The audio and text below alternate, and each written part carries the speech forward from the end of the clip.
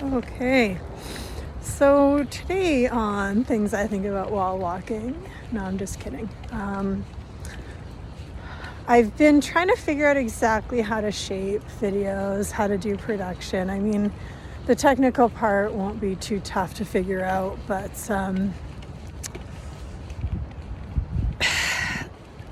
narrative choices, structural choices.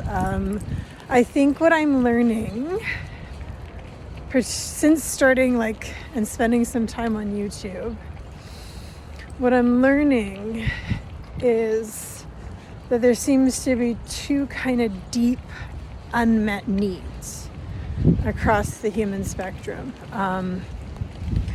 that YouTube and by extension other social media, like when you clip the content, for example, are beginning to fill is kind of twofold. So reaction videos. I didn't think I would like watching someone watch a movie, but it turns out I did very much.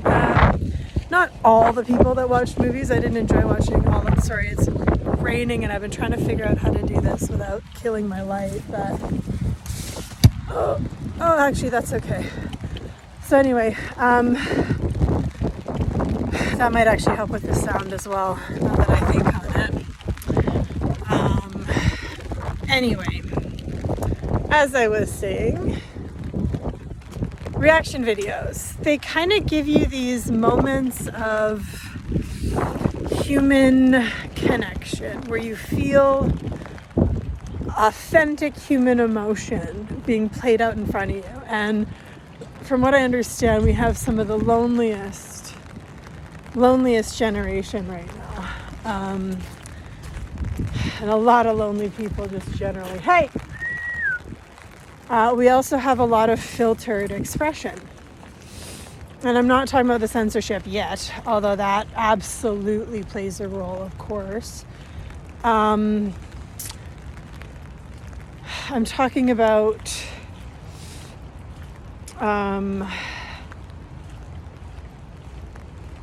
the filter of social media, right? The filter of, what would I say? It's okay, buddy, I'm here.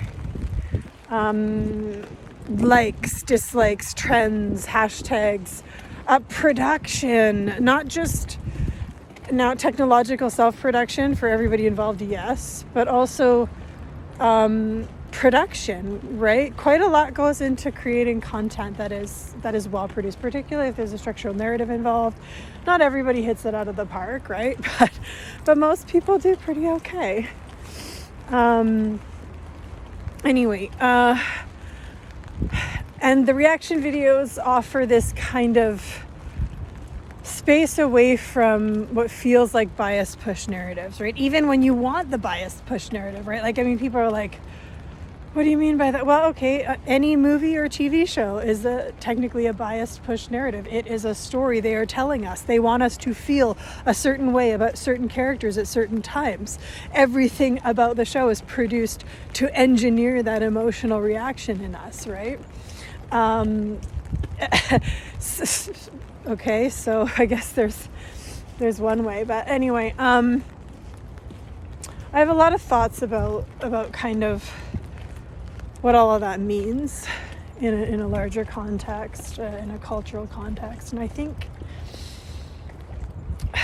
it brings me to AI, digitization, outsourcing to convenience, outsourcing at the cost of data, which has a purpose that essentially outsources your multiple aspects of your life, right? And you think, oh, that's great.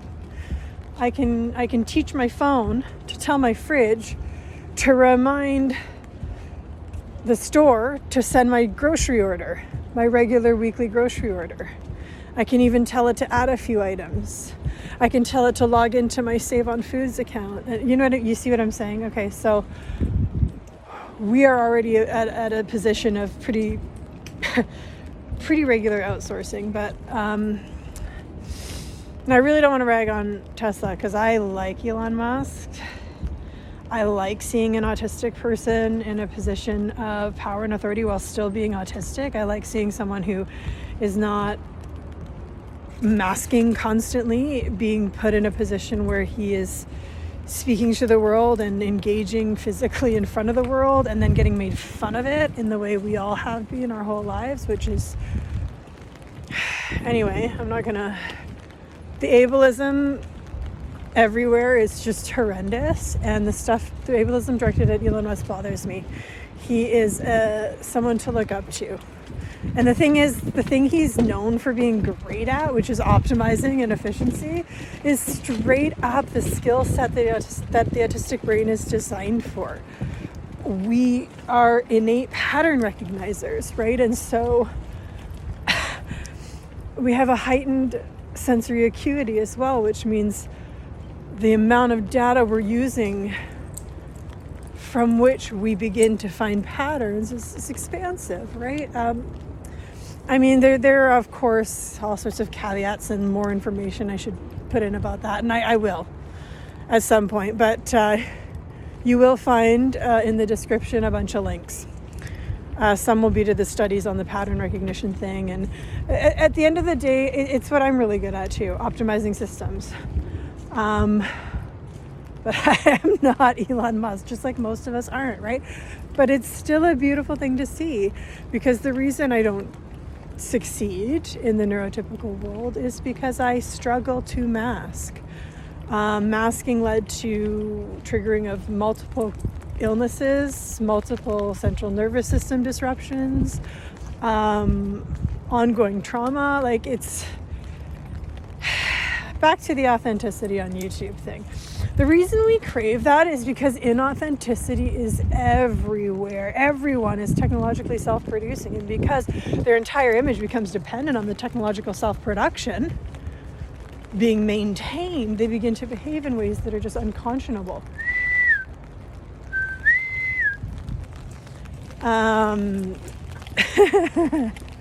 You go, buddy. They behave in a way that's just unconscionable, right? And it's just, and we all feel it, and we all get the ick. Even when you're not hypersensitive to things like that, you will get the ick. You'll be like, ugh. And you pull away from it, and you're done. You're done with inauthentic people. It's the same with humans in real life, like friends and other groups. Eventually you notice it and you get sick of it, right? Then on the other side, there's too much authenticity. Regardless, it becomes an awful loop where you're kind of roped into being the person you are online by creating the person you are online, even when you're not the person you are online. And then you end up maintaining it, and not healthy, not good. So authentic human connection is visibly engaging in human emotion. And especially when it's a movie you love and it turns out they love it too, and you're like, oh, cool, commonality across space and time, and who knows what else, right? But I would say that it's, what would I say?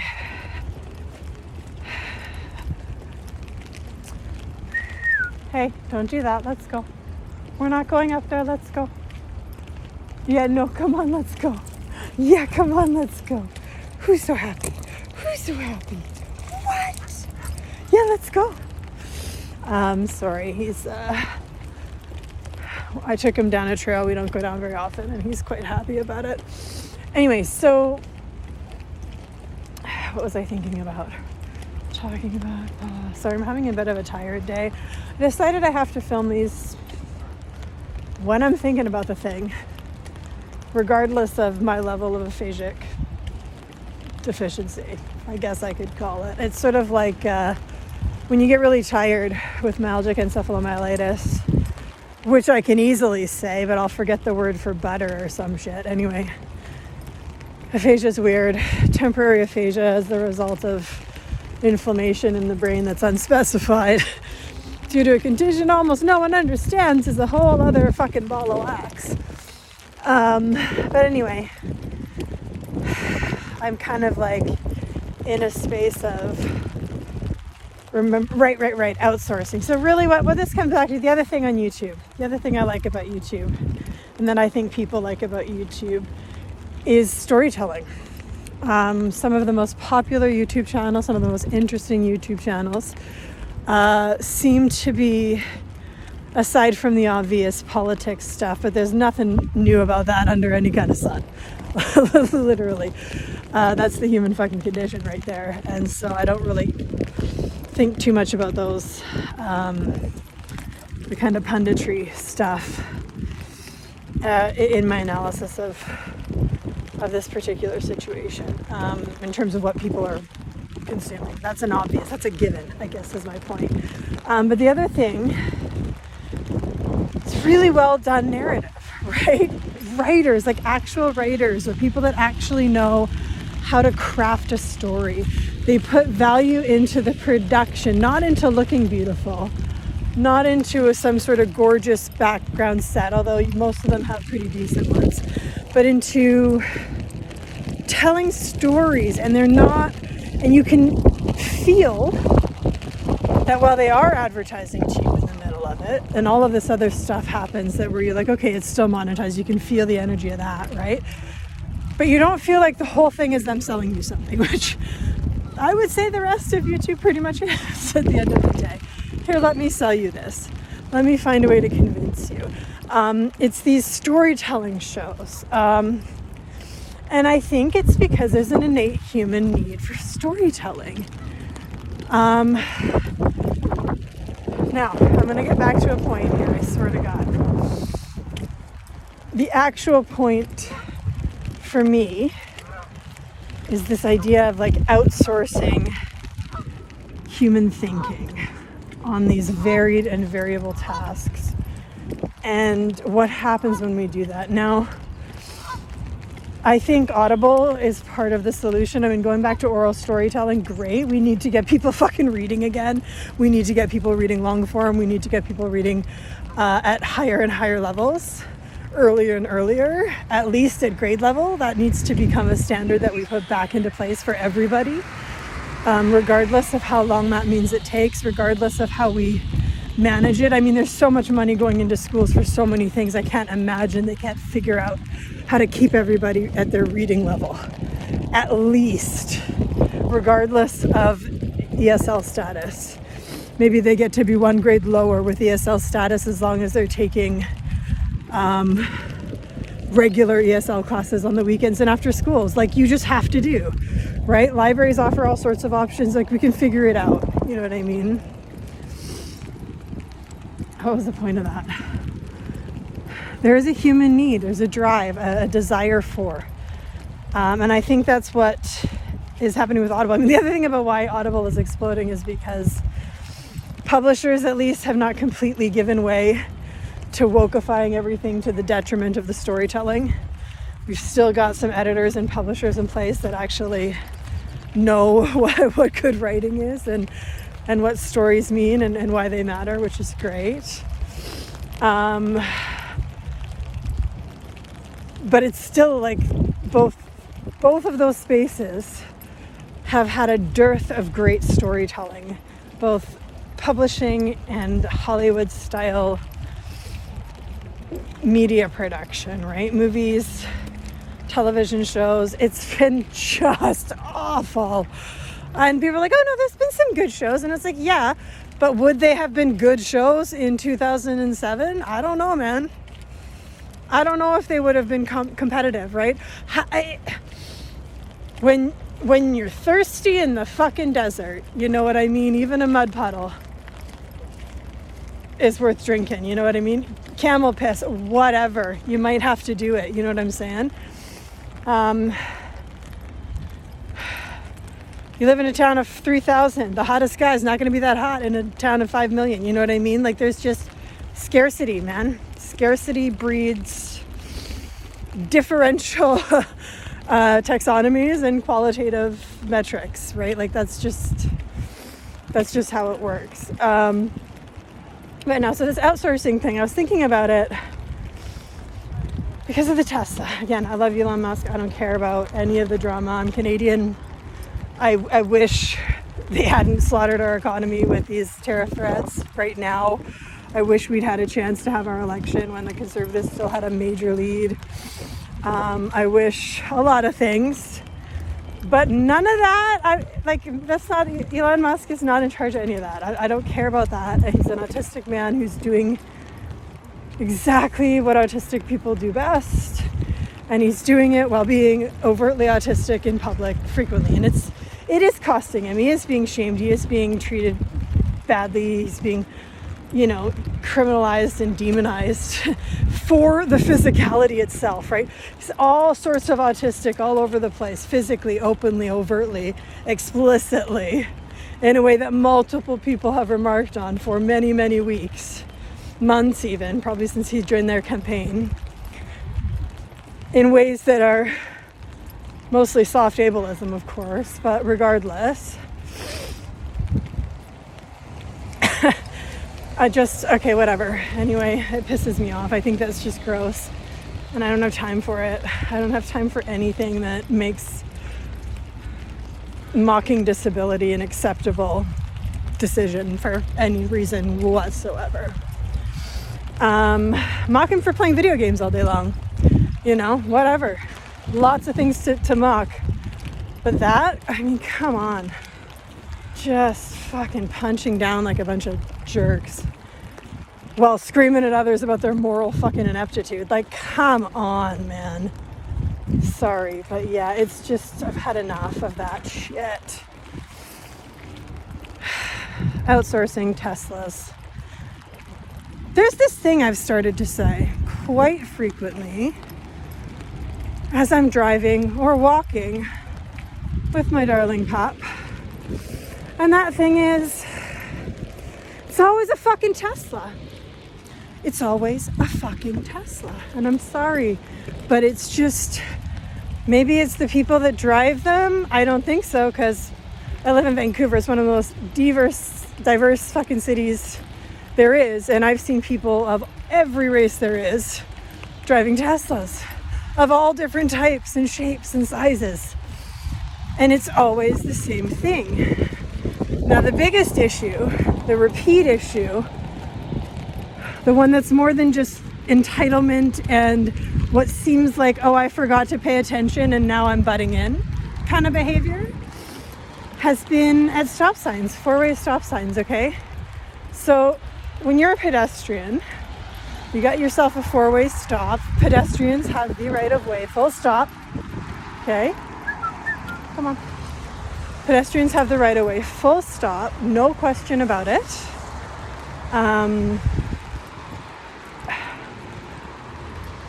So I stop, and I always look when I'm on the curb, right? The person coming right at me.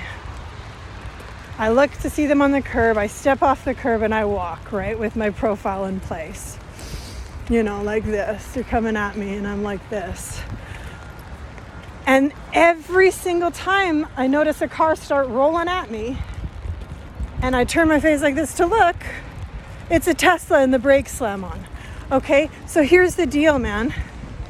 One, the Tesla computer system clearly needs an upgrade to be able to recognize faces in profile more accurately, and maybe teach them to recognize dogs if they can't figure out how to recognize faces in profile.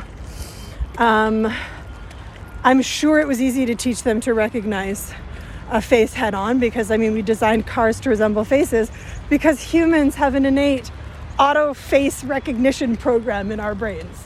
Humans automatically route to faces.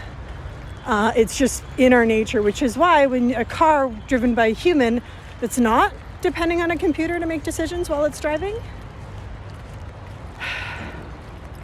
we'll see the human both in profile and on the curb before they move, and they will know they're there and will not start driving into the intersection at a pedestrian until the pedestrian looks at them head on.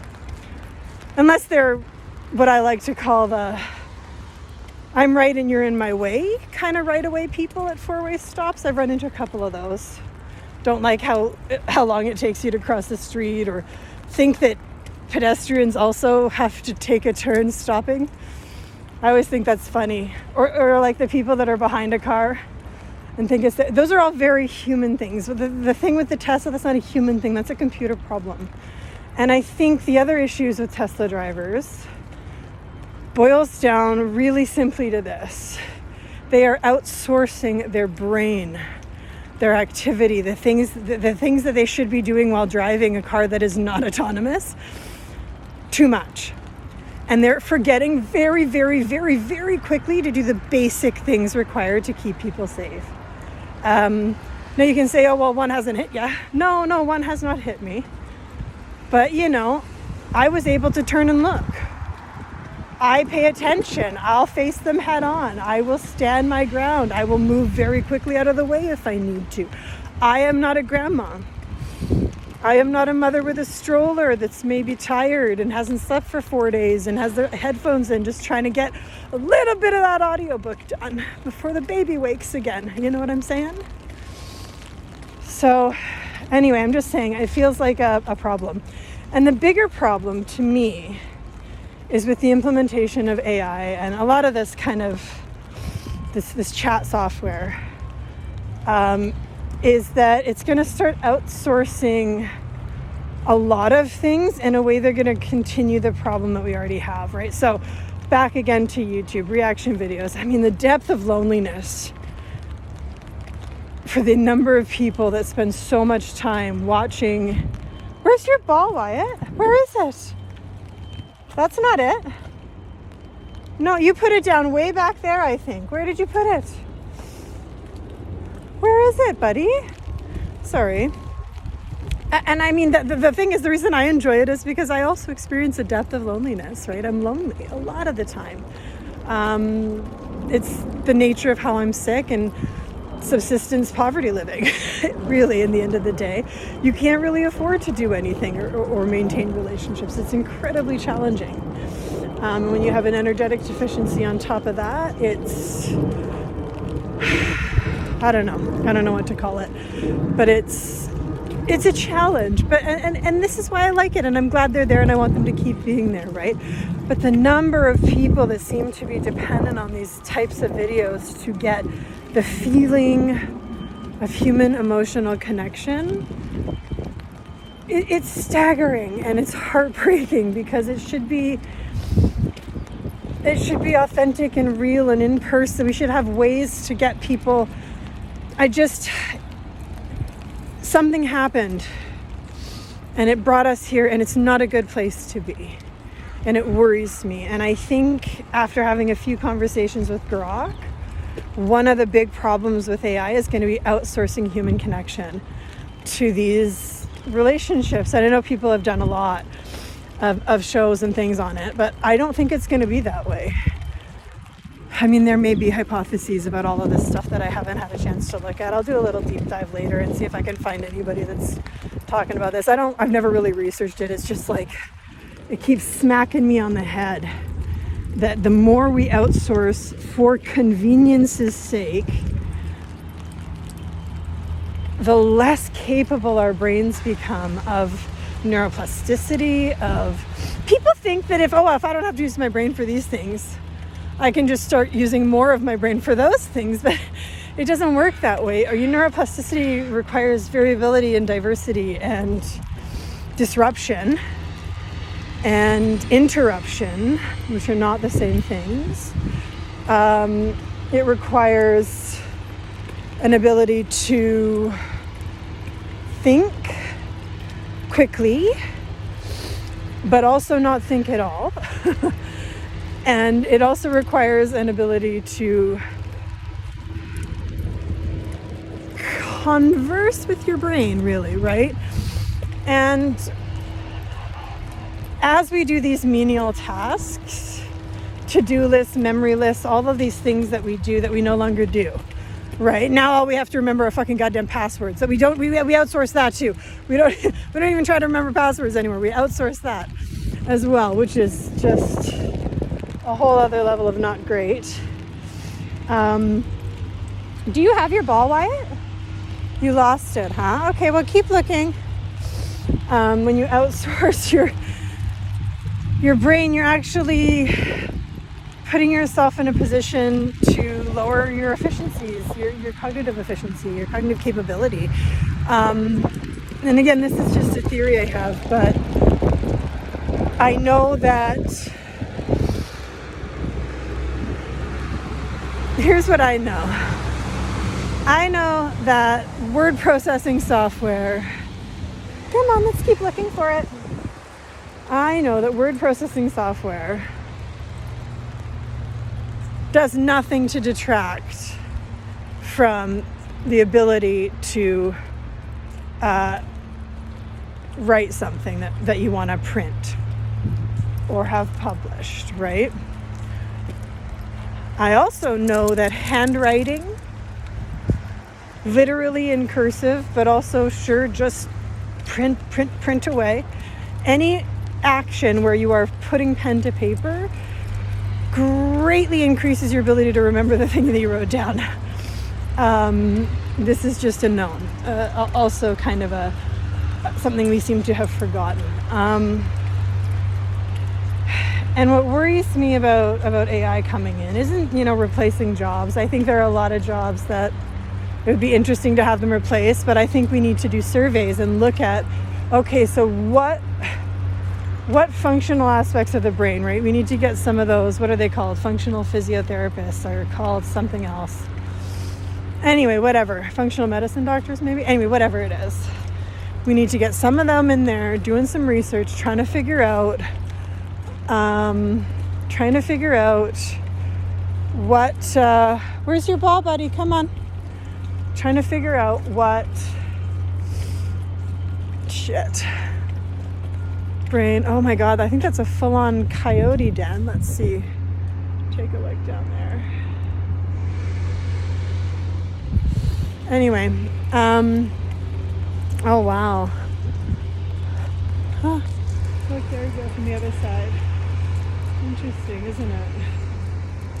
Oh man. Okay. Sorry for that little blip distraction. I was hoping it would give me time to remember what I was talking about. But right, outsourcing, AI. I'm not worried about AI writing stories, even after talking to Grok and being insanely impressed with its ability to replicate human speech patterns. Very, very nice. I suspect having it actually replicate human speech patterns without using samples of human speech will be a long, long way away. But it has an ability to be cheeky, clever, full of banter. It does seem like there are some.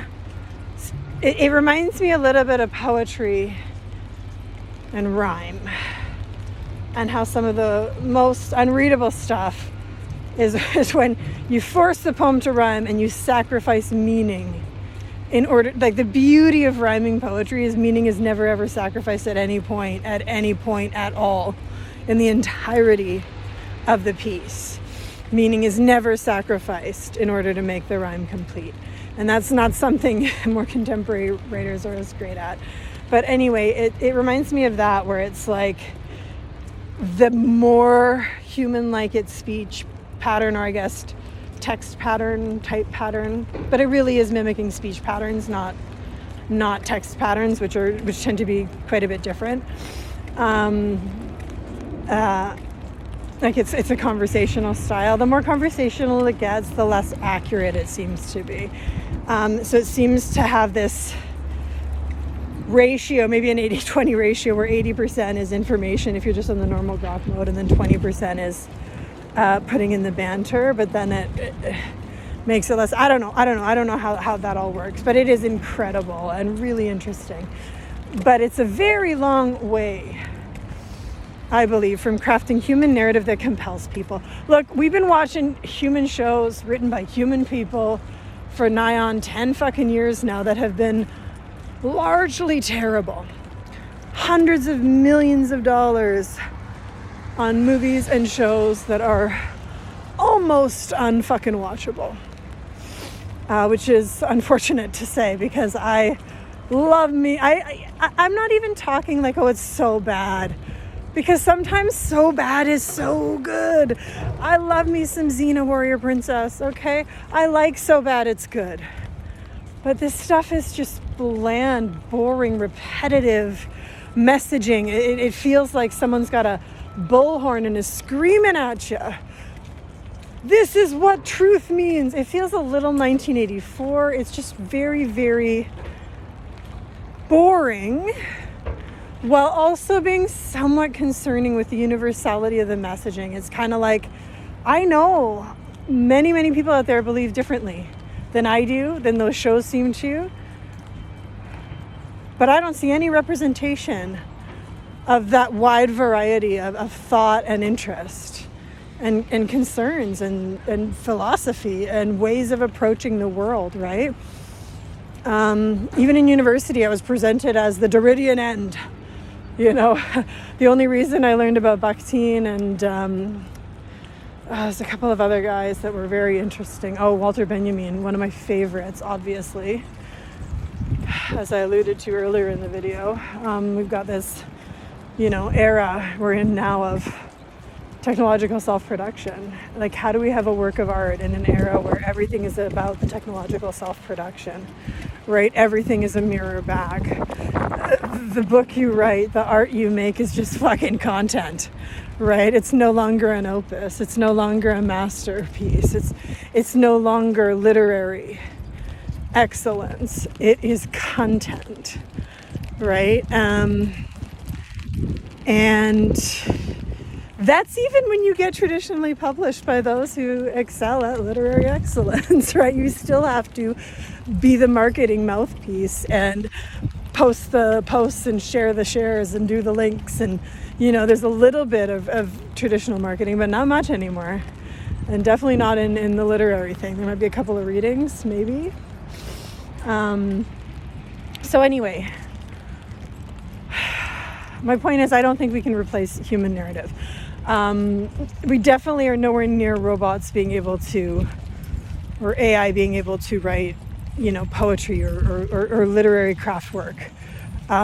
Just as I think we're closer to AI being able to create digital visual masterpieces, if they can figure out how to clean the edges and replicate, for example, brush marks and brush strokes. And I'm sure they're already working on it, and they've already found, you've got lots of filters and add-ons and all sorts of design software that lets you do that, right? But AI would be able to do it just on a whole other level, and a whole other level of detail and minutia, especially if they had access to micro,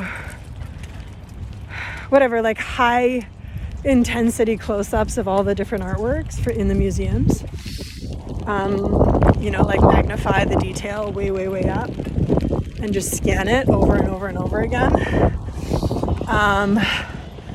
So yeah, I think that would be very interesting, and I look forward to seeing the first kind of truly, AI assistant artistic thing that can create original works like that. We'll have to see. That might increase the value of physical media, but it'll be interesting to see. It'll be actually authenticated physical media, like if you can prove that it wasn't, printed on a canvas by a robot. And when I say like an AI painting, like an AI could stand there with a brush and replicate the precision of a master. Like they could. I suspect we are closer to AI being able to paint a masterpiece than we are to AI being able to write one that will compel humans for a long period of time. That's and by a masterpiece, I mean an original artwork based on scanning available galleries and data and other things. What was I thinking? Yes, okay, so outsourcing creativity would also be terrible, but I think we're kind of in an era where we've been doing that already anyway. There's a bit of first there's the fin de siècle kind of angst of postmodern deconstructionism, and then we get into this space now where we're in this technological, we're in this technological, I don't know what you would call it, explosion. I mean, I'm an 80s kid, so I remember the original Nintendo. And now you've got, you know, metaverse where you can throw on some glasses and gloves and run around killing fairies and shit. I don't know what you do in the metaverse. I'm guessing that's part of it.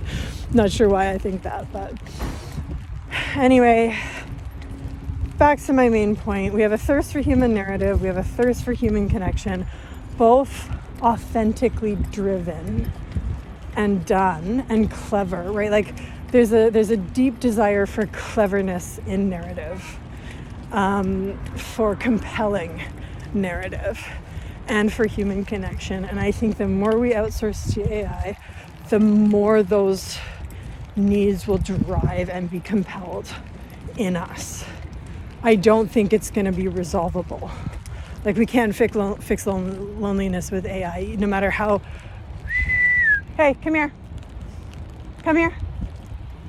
No matter how unhinged or fun or clever or bantery the chatbot gets, no matter how tailored to your needs, no matter how. Oh, hang on, sorry. Oh God, sorry guys. No matter how much. Oh, sorry guys, I just have to find my keys, which I think are in here. Okay, yeah. Oh God. Okay, in you go, buddy. Hurry up. Okay. What was I thinking about? Right. No matter how tailored, and this is the thing, right? Like the AI partner is going to be like, what I call it. The AI partner is going to be like, so all that privacy data you're worried about Facebook and your internet service provider and everybody else selling to the world, all that value, all that personalized data that Google has, all of that shit's going to be built into the robot, and it still won't fulfill the need. This is kind of what I'm saying. The more technologically connected we become, even globally, even I can find everybody that's like me. I can find everybody that experiences the world in the way I experience the world, or has experienced harms in the world the way I have, or joys in the world the way I have, or who loves to climb mountains, or, you know, whatever. I thought I'd throw something active in there. The point is, no matter how much of that has expanded, no matter the ease, convenience, rapidity at which communication has been introduced, the technological distance is still causing a driving loneliness, a driving need for human connection, for authentic human connection that is just simply not arising in their lives, in the way that we are existing in the world, right? In the way that we wish, what would I say? In the way that fulfills that deep need. All humans have it. We all have a deep, abiding need for authentic connection with other humans. And no, I'm not just talking about sex. Although I do believe sex should be something that you do with someone that you value, respect, and have deep regard for. Like deep, at least, if not, you know, full on, we're in love. I think all of the people out there having sex and treating it, and it's like, oh, I treat my casual acquaintance from work better than I treat the girl that I'm having sex with, because bad treatment equals setting a boundary that we're not serious. And I feel like it's the grossest thing ever. And I know women do it too. And the solution to that for me is, I want to have casual sex with no strings attached. I will not call you back. This is the understanding. This is the social contract, right? Like, that's how you do it. You're honest. You're straight up. And if you can't sleep with the prettiest girls without lying to them and pretending, like, it's just gross, weak empty cowardice. It's so lacking in any kind of manliness. Having a high libido and wanting to fuck lots of different women doesn't make you more manly. It makes you just like every other sad little boy that can't control himself. And that goes for women too. And women, if you're sleeping with dudes because you think that's the only way you'll ever get them to commit to you, because they said maybe if we just sleep around, you're letting them treat you really badly and you're feeling hurt and you're crying about it or eating too much ice cream or whatever it is that you do when you're stressed, but you're never saying anything and you keep doing it, well, that's on you. You got to stop. You got to set some fucking boundaries for yourself. Sleeping with guys you don't even know if you like because you haven't had a chance to find out who they are because they're too busy keeping you at a distance so that you don't think it's more than it is, so they can casually sleep with you without ever committing anything whatsoever, including time and respect and interest and curiosity. I just, ladies, have some respect for yourselves. Men, that goes for you too. If you're being treated that way by women, fuck that shit. Have some respect for yourself.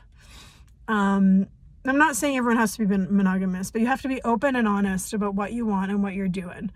And if there's no chance, if you date a girl a few times, you have sex a couple times, and you know that there's no chance you ever want to see them again, and or that there's no chance you'll ever be serious with them, and you keep stringing them along, and again, this goes for women too.